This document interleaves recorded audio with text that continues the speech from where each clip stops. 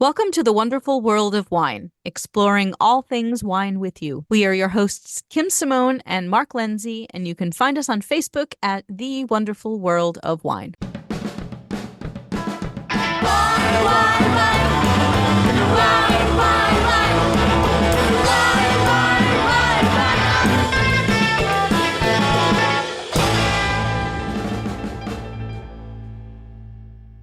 Hello, everyone, and welcome to the wonderful world of wine. Every week, Mark and I tackle trending topics in the wine world. And this week, we are going to be talking about pros and cons, so negatives and positives that have sort of come out in wine writing this week. We've seen a lot of articles, some of which tell us some positive news about wine, and then some other ones that are giving us a little bit of a downer and some negative news about wine. Yeah. So, Our ongoing joke, right, on the show is I that know. any day you I can love the find way that something you good and always bad. phrase this. So go Yeah. ahead and tell people if we have new listeners what you usually say about the negatives and the positives Yeah. in wine writing. There's so much out there on the wine world. That's why we came up with this show idea. A lot of it is positive, and a lot of it is negative, and usually it's the same subject looking at both sides of it. So recently there was again articles, and we kind of put them in good and bad. And I think Kim wants to start with one that I had in bad, but I think she's looking at it as good.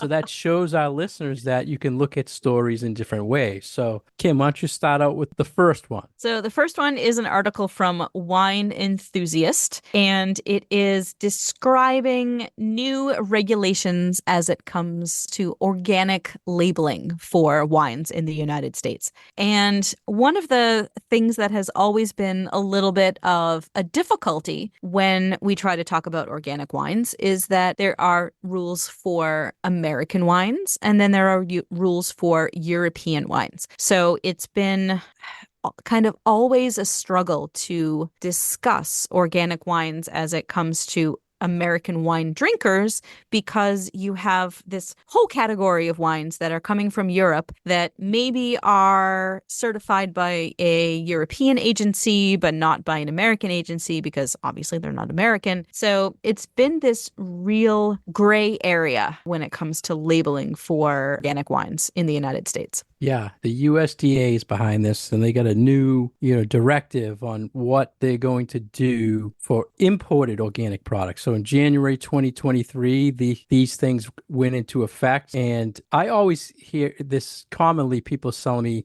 imported wines and say, well, this is organic. They don't say it, and you don't know it because it's not really looked at. So I like that they're doing something about this. The negative part in this article in Wine Enthusiast was they're going really in depth now of what they're requiring for an importer to do. So not only does the winery, the grower have to fill out documents, but anybody who touches the product, the distributor, the broker, the packer, they all have to do a document to say that they to be certified, and it's going to be cost to it. So anybody who's involved with tracking the product, the USDA wants to be involved and charge them to certify that the product is organic. So what did you think of that idea, Kim? I mean, on the one hand, I realize that there are human beings that are behind this whole procedure and they need to earn a living, but I also feel like there are so many layers and so much red tape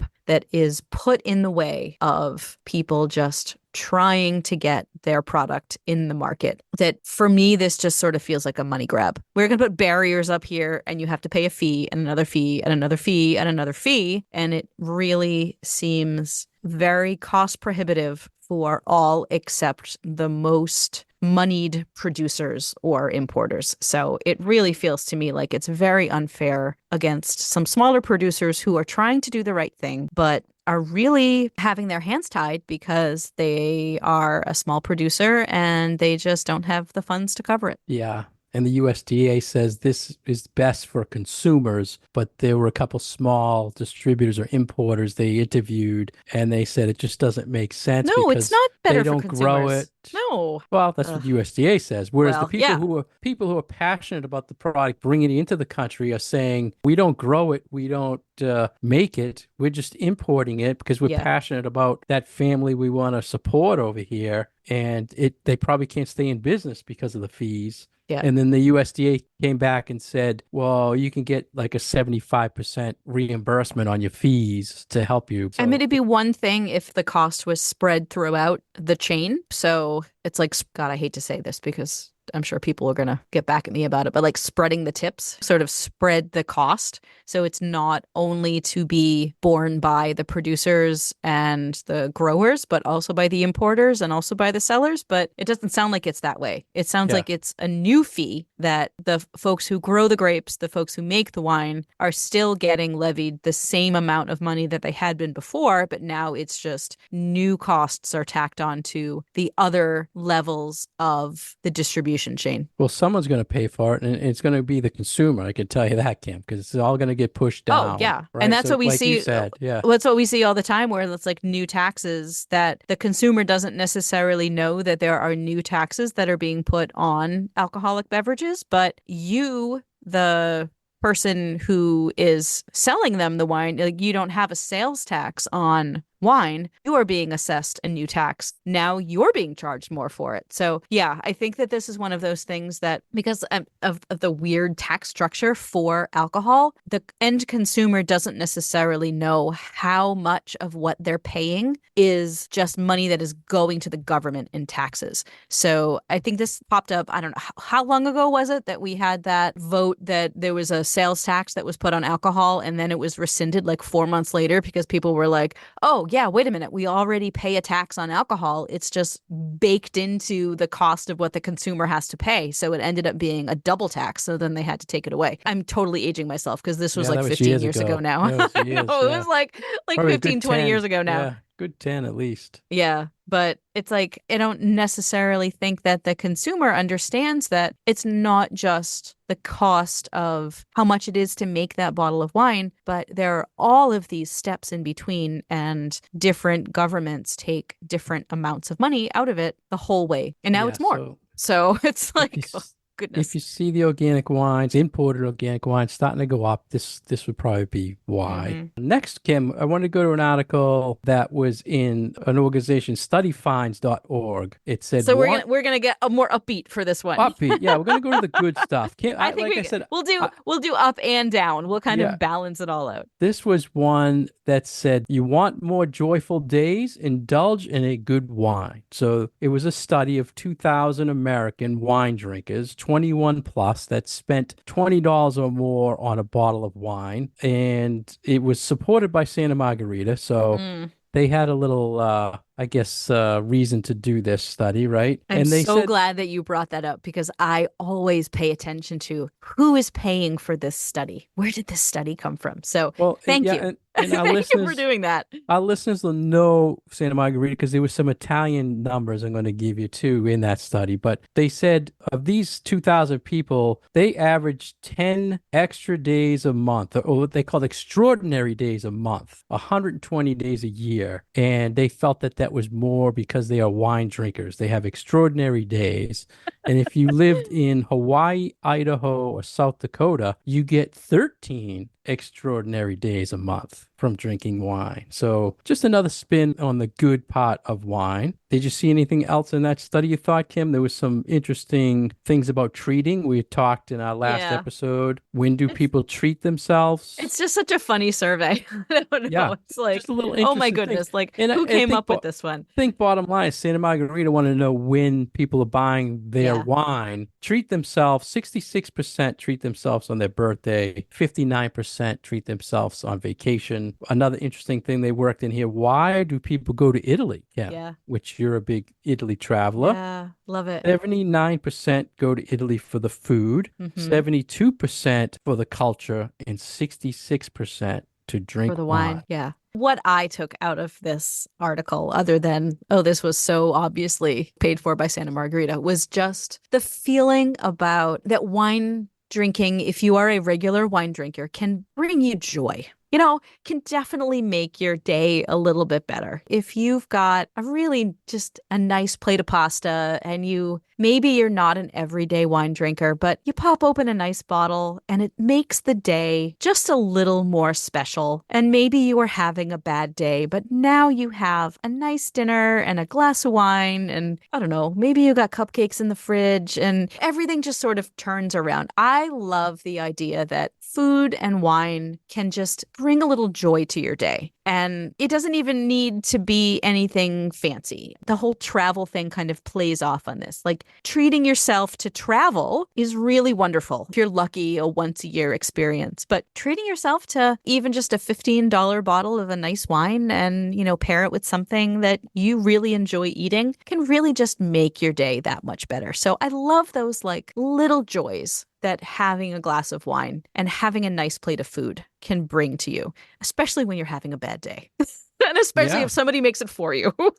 And they said 80% feel that the food plus wine enhances the dining experience. So Yeah. that gets to your point right there, Kim. And then especially when you have other people around you, like just being able to invite people over for dinner and even if it's super duper casual, but I know personally that when I have friends over for dinner and I open a few bottles of wine because they know that I know what I'm talking about, they feel very, very taken care of because I'm going to cook for them. I'm going to open a bunch of things. I mean, I don't have to spend more than $20 a bottle, honestly, on a really fun, appropriate bottle of wine, but I'm taking care of my friends. I'm feeding them. It comes back to that whole hospitality thing. And I think that that is one of the things that wine does to bring joy to mankind. And I think that this is obviously something that I'm really passionate about, but also something that this article really highlights is that wine can make you feel better. And if you feel better, then you've got better happy hormones running through your body. And so it can really brighten up your day. Yeah, So more extraordinary days, as they said.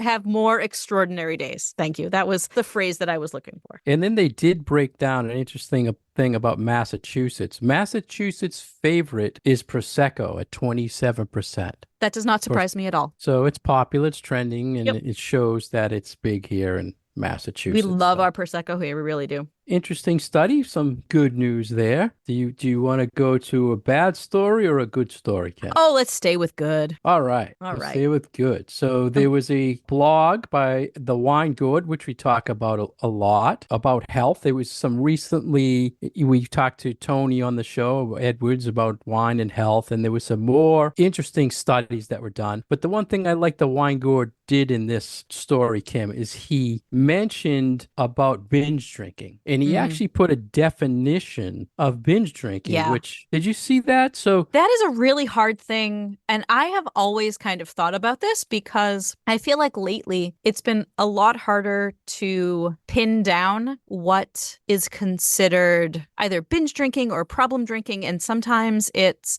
well, if you drink this many drinks in a day versus this many drinks in a sitting. And then it's like, well, what's a sitting? And Americans approach this very differently than other cultures. So it's all a little kind of, I feel like, confusing out yeah. there as far as the data. And he starts out, of course, always limit your alcohol intake, which everybody says when they give you these stories saying it's good for you. But the binge drinking thing was for a woman, if you have 4+ drinks, or if a man has 5+ drinks within 2 hours, that's binge drinking. That's a lot. Even Quick. I don't do that. I mean, that's quick. I was kind of shocked at that. I was thinking binge drinking was you're drinking Friday night, Saturday, like day type of thing, but they're See, putting it I to, I read this and I actually feel a whole lot better about myself. I'm like, yeah, oh, I'm yeah, nowhere near that. yeah. So that Like was a my husband thing and that I might share a bottle of wine for an evening and maybe we had a cocktail first. So you're, I'm like, "Oh my God, I had 3 drinks over the but course of this entire day." And I'm like that's like 6, 7 hours. You're am I fine. an alcoholic? You're Because fine.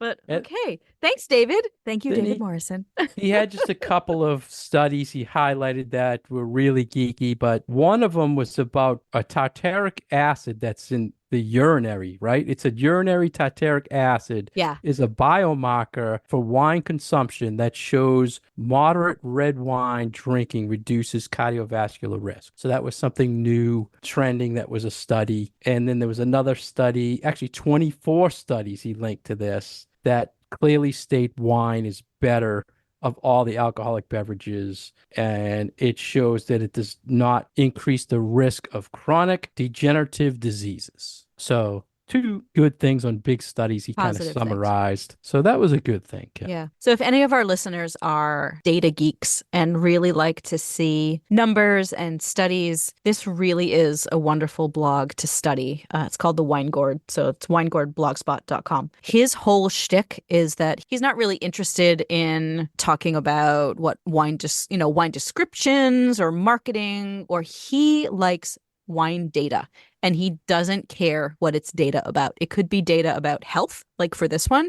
It could be data about diseases on different varieties of grapes. It could be something happening at the winery. He doesn't really care. He just likes data.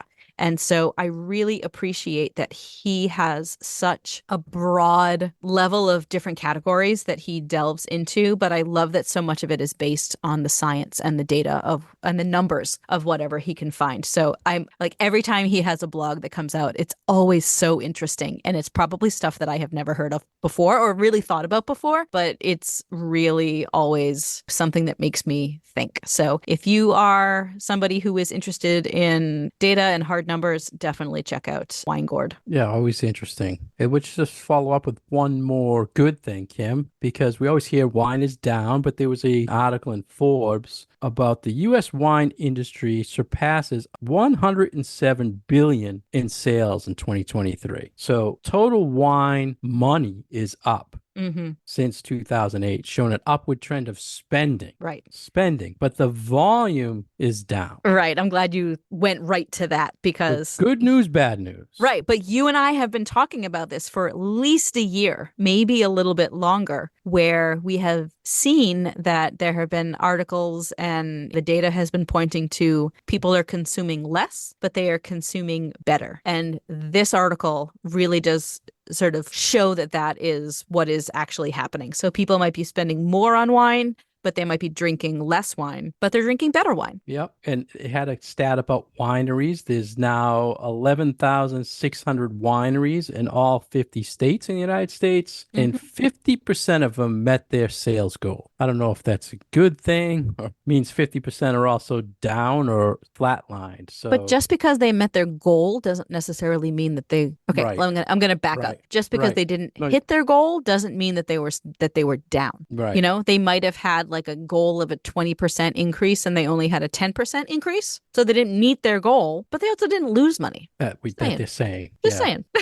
So that 107 billion is up 47% since 2018. 2018 was 73 billion, and now we're spending 107 billion, up 46%. Such and a big increase. Big increase in money, but things are going up too. So 30% of consumers purchase a $20 or more once bottle of wine on a monthly basis or more often. So we just talked recently about that $20 price point. Right. And 30% of the people are spending that amount. I guess that's good news and bad news, as we were kind of making the segment about. And I think this is good news. I know that a lot of people would look at just the raw numbers and be like, oh, people are buying less wine. But I have no issue with people drinking less, but drinking better and maybe appreciating that bottle a little bit more. So I am not here to sell bottles of wine. I am here for getting people to appreciate what is in their glass a little bit more. So I am on board for drinking less, but drinking better.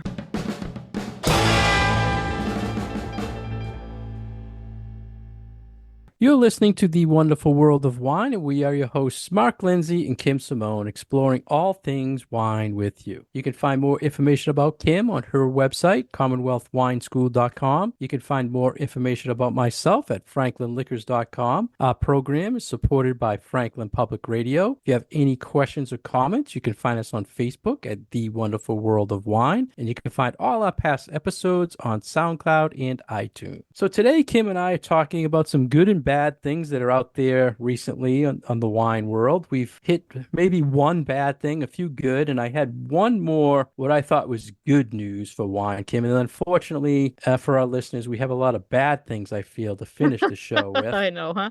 So first we'll talk about the good, the last good story I had. I can just find. Oh, here we go. There's a report that comes out in Vine Peer was talking about this, that there's questions about the so-called doom and gloom in the wine because there was some report by the Silicon Valley Bank, which I know, Kim, you followed this in the past. It's Yeah, every kind of year they come out with this report. Yep. and they were saying that it's like survival of the fittest out there right now. But there was another banking report, the BMO report, that showed a little better things going on with wine. That the volume, like we said, is down, but premium sales are up. Seem to be that $40 price range is down, but the $20 is up. So Hmm. it's kind of similar to what we talked about a little earlier. Yeah. 71% of wineries increased the revenue and 22% were flat in revenue. Whereas we said, what was the other one we just reported? They were saying 50% increase. They're saying really 71% increase. So a little Hmm. better news for these Yeah. people. Well, I think that it's been especially hard with the economy of the last year that we've got price increases for everything. So something's got to give, and you have to maybe reduce a little bit for something, but it is heartening that people are still willing to splurge on a $20 bottle of wine because frankly for me anything between like 15 and 25 I feel like go for it. That is going to give you generally good quality and a more authentic idea of either what that grape variety is supposed to taste like or what that region is expected to produce. So anything in that range, I feel like is giving you a good, authentic bottle of wine. And so even in these times where maybe people are having to spend more money on groceries or their rent has gone up and stuff like that, if you still every once in a while can splurge on a $20-$25 bottle of wine, it's like we said before, makes your evening a little bit better. And they said, Kim, that consumers are drinking more that they're letting on to, Don't right? we always? And there's a fear that the NA and the low alcohol movement was kind of hurting it. Hmm. 61% of wine drinkers are Gen X and Gen Z, which Okay. seems high for what, It it's, does, doesn't it? yeah. So they're saying they're seeing the younger people Well, I coming also in. wonder, like, where do you get these stats from? Because when I go into the wine store and I buy a case of wine, nobody is saying, "Ma'am, how old are you?" Like, Yeah. I'm obviously not going to get carded because I don't look like I'm under 21. But could be a Gen Xer, I could be a millennial, you know? So Yeah, how does my somebody know where I fit in that demographic? I'm wondering where these numbers come from. My understanding is these are bank reports. So somebody is going to this bank for money and they're saying 61% of our customers are Gen X. We How do want they know? money. They How do they don't. know? They don't, but that's what they're reporting. And it Yeah. doesn't seem to be the trend. So I would think that's not I right. know that always like kind of boggles my mind where it's like blah blah blah percentage of people in this demographic are shopping at Target. It's like how do you know? Yep. How do you know how old the people who are shopping at Target are? You don't. Yep. Yep. I mean, unless they're using that Target card or unless you're tracking all of their credit card usage, which I'm not sure that's legal, but yeah. Well, So, it's the same way. My thing on that is how do they know when they say what wine's selling, what's in retail, small retail versus large retail? Because it's yeah, a big difference. How yeah. much is restaurant versus retail, which is a big difference. So maybe so much of this data is just sort of either flubbed or they're using your credit card data and you don't know that they're using your credit card Yeah, data I'm to sure track they what you're are. buying. Someone's Probably. watching us. Probably. Probably Alexa. Somebody is tracking my Discover card and how much I buy at Target and they It's know how old I Alexa, am. right, Kim? So I don't have Listening an to Alexa. us. Someone does. It's my Facebook is listening to me. So the next But in any case, story, yes. Kim didn't I think wanted to kind of avoid this topic or for some reason, but Oh. there was a report the daily cannabis use just eclipsed the daily drinking use in the United States, which is bad news. We've heard that Yeah. for a while that cannabis has taken over. They gave some numbers. Again, we're big on our numbers that the age population 21 plus in the United States who can drink is 290 million, and 17.7 million of them use cannabis daily. and 14.7 million of them drink daily. Crazy numbers. And they're saying what's happening is cannabis becoming more acceptable than wine? Is cannabis, is wine like the new cigarettes now, and cannabis is more acceptable? And they're saying a lot of it might be due because there's more legalization, 24 states. I think it's recreation and maybe 40 states for medicinal use. So it's cutting into the wine business, Kim. And I put that as bad news, but that trend we've seen coming, but there's some numbers to it now. So we'll move on because I know Kim doesn't want to say much Oh, about that. you really want to ask me for my opinion. I know. No, Come no, on, no. ask it. No, it's Well, fine. you seem like you didn't want to talk about No, this subject. I'm gonna go there.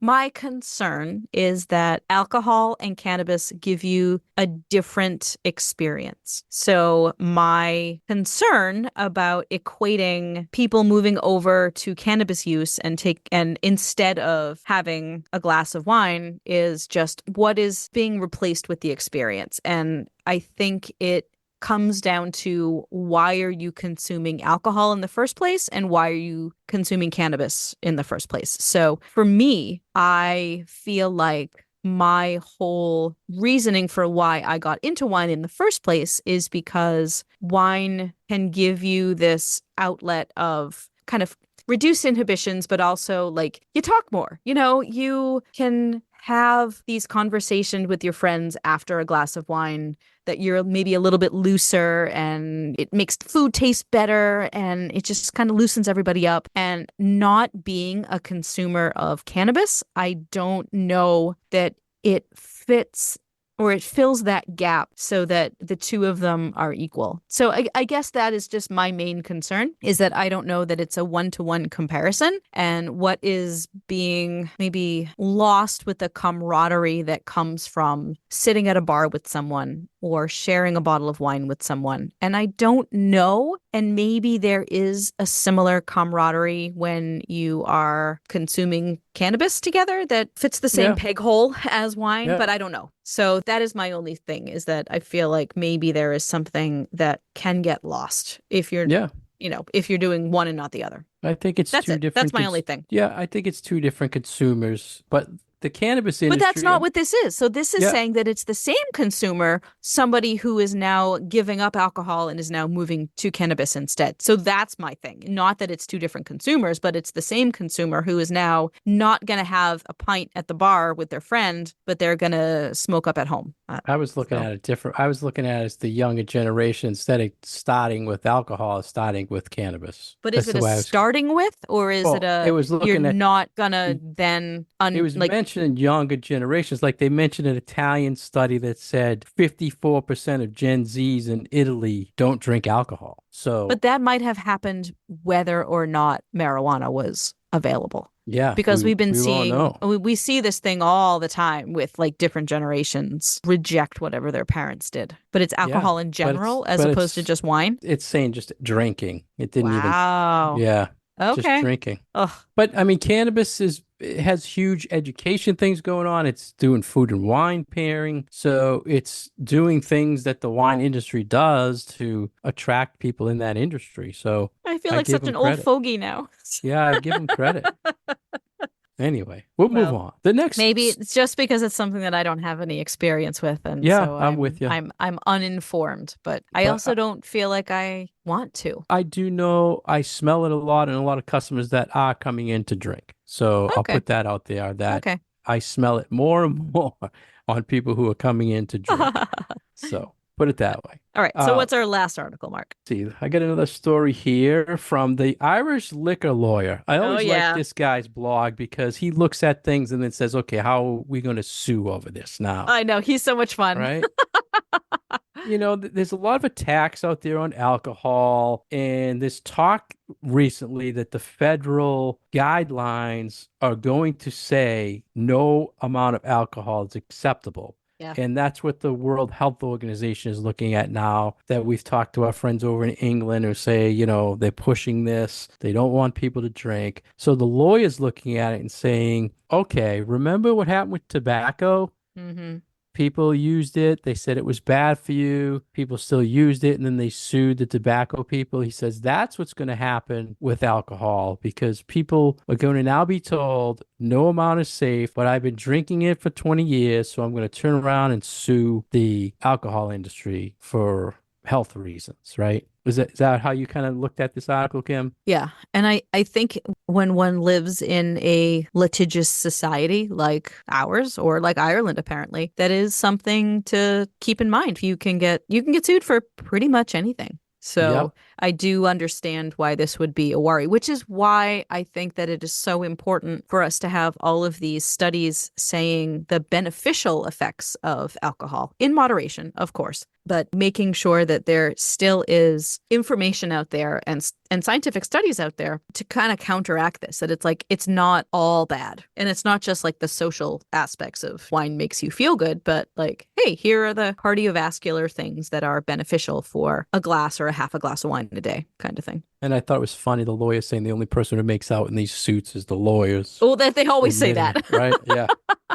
So anyway, a couple Yeah. other just quick bad things, Kim. I saw number of Italians drinking wine has declined. Ah, Drink too Business bad. story saying the Italians are not drinking like they used to. 29.4 million who drink wine, which is 55% of the population. So going down a little bit, women are drinking less in Italy, but 40% of regular drinkers are over 65. So it seems like the older generation in Italy still drinking, but not the younger generation. And an interesting stat on which area drinks the Mm, most, hmm and 61% in Emilia-Romagna, Hmm. which to me made a lot of sense because it's like a food capital. It's where a lot of the real food products, Parmesan Roll Yeah. and the good, pork products and things like that. So, And they yeah, also produce low alcohol wines like Lambrusco, which is more like a beverage there than really alcohol. They have it just with everything, right? yeah. A lot of them are like 7, 8%. So it's pretty low for wine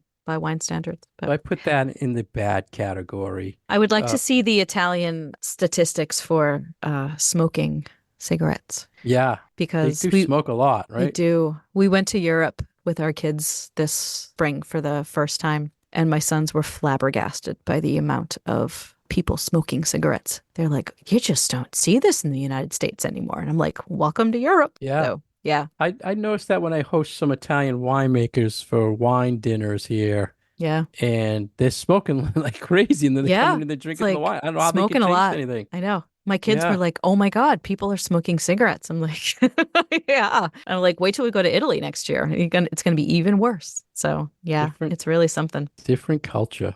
Yeah, yeah, it is. So, I mean, there were a couple other bad things out there about the California industry is not doing as well. The California is at $55 billion down, the industry. Consumption in California is down 9%. So that was a San Francisco Chronicle Hmm. report. And the good and the bad, and we just keep Yeah. following these. It's just all part of our job is to see what's trending, what's happening out there, and we just want to share it with you listeners out there so you can hear what's going on. And our joke stands that there's always something good, always something bad. Right. I'm sure next week there'll be something about combining wine and cannabis is Oh good for God. you. Gonna make Kim happy. And No, Kim's no, you Kim's can gonna deal be with doing that one cannabis yourself. cat classes next No, week no, no because it's wine cannabis trending. cafe for me. Sorry, Yeah. Mark. Soon, Oh, soon at that's the funny. Commonwealth Wine School. I can see it coming. No, no, no, no, no, nope, Yeah. nope. Sorry. Yeah, I don't know. I mean, and like, look at Massachusetts. Like, we're one of the toughest ones for regulation, so I'm not sure that's going to happen anytime soon. But I have to tell you this, and our listeners, Kim, this story real quick. Just, I would come into work on a certain day, and when I walk in the door, I would smell weed. oh no. And and the next week I came in, I smelled it again, and I finally said to my brother working, I said, "What is going on? Every time I come in on this day, it stinks in here of weed for like 2 hours." He goes, "Well, there's a customer that comes in, he just smells like it." Hmm. So after like the fifth time, I actually went up to the gentleman. I said, "I have to ask you." I'm not being rude. I said, after you leave here, the store stinks for like hours. My air freshener can't clear it. And he turns to me, he like shows me his sweater. He works at the cannabis plant in town. Oh my And he goodness. clips cannabis all day, So and it's that's why he all smells over him. like it. He Oh goes, my "Yeah, I'm goodness. sorry. I get all the oils on me, blah blah blah, but it's so strong." So he goes, "Sorry." So I learned what it was. So the next week, what does he do, Kev? He comes in with two of his friends from the cannabis Oh no. plant. I It thought took you were going to say he changed his sweater. no, it took like 4 hours Oh to my get the God. smell out of the store. But it's so Ah. so they talk about wearing perfume at a tasting or don't Yeah. smoke cigarettes before you take. Don't go to a cannabis plant before you. I am 'Cause- totally going to steal that story because when I start a new wine class or a new beer class, I always have a slide where I have to tell people, like, don't taste wine right after you brush your teeth. Don't burn scented candles. Don't be cooking in your kitchen. Don't wear like heavy aftershave. And now I'm going to have to be like, make sure your sweater doesn't smell like Yeah. cannabis. And I was talking to Kim earlier. We're going to Brilliant. do a beer and wine kind of show playing on Kim's beer experience. And I'm going to bring up a cannabis question when we talk beer, Kim. I'm Uh, telling you right now, so you got to get ready. I know what you're doing. All right, we'll I can see. already I can So already anticipate it. I can't wait. something for our listeners to look forward to Yes. soon. So that's tease. That's our tagline. We're gonna talk about beer and wine, and Mark wants to talk more about And cannabis. I'm going to work cannabis in there You too. are All right, so that's it, Kim. very good. That's the updates for our listeners out That there. is the good and the bad in the wine industry.